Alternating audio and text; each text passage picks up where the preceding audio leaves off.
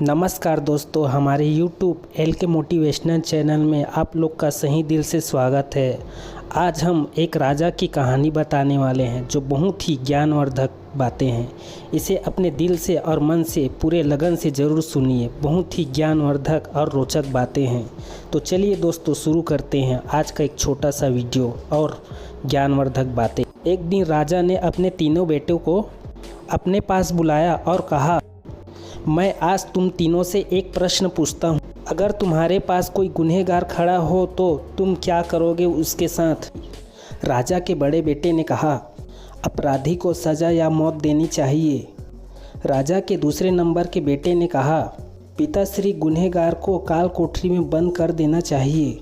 राजा के तीसरे नंबर के बेटे ने कहा, पिताश्री, उसको सज़ा देने से पहले उसकी निरीक्षण जांच करनी चाहिए और यह भी निश्चय करना चाहिए कि वह सही अपराधी है कि नहीं।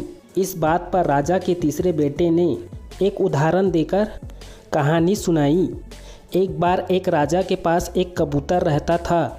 उस कबूतर ने राजा से अपने माता पिता के पास जाने की बात कही, लेकिन राजा ने मना कर दिया। उस कबूतर ने हार नहीं मानी और वह माता पिता के पास जाने का इच्छा करता रहता। अंत में राजा ने उसकी बात मान ली और उसने उसके माता पिता और परिवार के पास जाने की आज्ञा दे दी, लेकिन कबूतर को कहा कि 3 दिन मिलकर वापस चले आना। कबूतर अपने माता पिता के पास चले गया और सबसे मिलकर राजा के पास वापस जाने की तैयारी कर रहा था। तब उसके मन में एक विचार आया कि राजा के लिए कुछ लेकर चलूं। इसके लिए वह पर्वत की ओर चला गया अमृत फल लेने के लिए। उसने वहां जाकर अमृत फल ले लिया, लेकिन उसकी वहीं पर रात हो गई, इसलिए कबूतर वहीं पर रुक गया।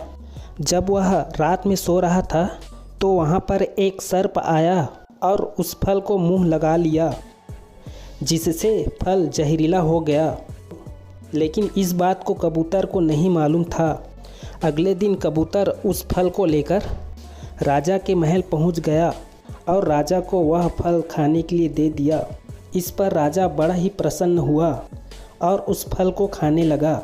इतने में ही मंत्री ने कहा, महाराजा, पहले इसकी जांच कर ले, यह फल सही भी है या नहीं। इस पर राजा सहमत हो गया और उस फल को जांच करवाने के लिए एक जानवर को खिला दिया। उस फल को खाने से जानवर की मौत हो गई। यह देखकर राजा को बड़ा गुस्सा आया और तलवार निकालकर उस कबूतर की गर्दन को काट दी और बाकी बचा हुआ फल को बाहर फेंकवा दिया। उस फल को वहीं फेंक दिया गया जहां पर एक पौधा उग गया और एक बड़ा पेड़ हो गया। राजा ने देखा यह तो वही फल का पेड़ है, इसीलिए उन्होंने किसी को नहीं बताया इस फल के बारे में और उस फल को खाने के लिए राजा ने मना कर दिया।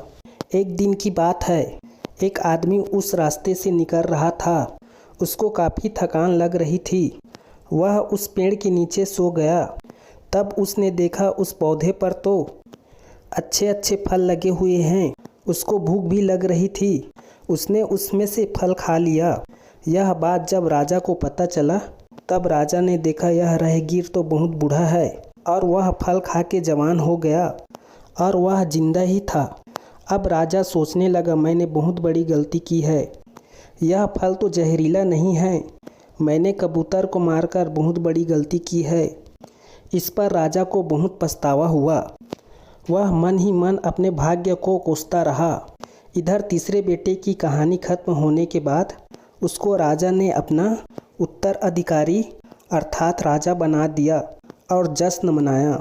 दोस्तों और मित्रों, इस कहानी से हमें यही सीख मिलती है कि हमें कभी भी बिना जांच किए, बिना सोचे समझे किसी को भी सज़ा नहीं देनी चाहिए। धन्यवाद दोस्तों।